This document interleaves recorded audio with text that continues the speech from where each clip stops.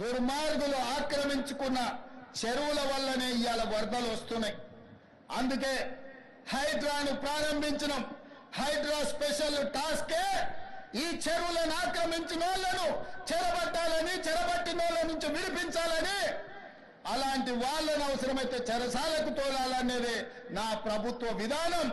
అందులో ఎంత గొప్ప వ్యక్తులున్నా, ఎంత మహామహులున్నా వాళ్ళు చెరువులను వదలక తప్పదు. అందుకే ఈ వేదిక మీద నుంచి గొప్ప వ్యక్తులకు నేను విజ్ఞప్తి చేస్తున్నా, అయ్యా ఆక్రమించుకున్న చెరువులను మీరే వదలండి, గౌరవంగా పక్కకు తప్పుకోండి, నీటిపారుదల శాఖకు అప్పగించండి, మీకేం కావాలనో పోయి దూరంగా కట్టుకోండి. లేకపోతే ఉన్న పలంగా నేల మట్టం కూలుతాయి, కూలగొట్టే బాధ్యత నేను తీసుకుంటా.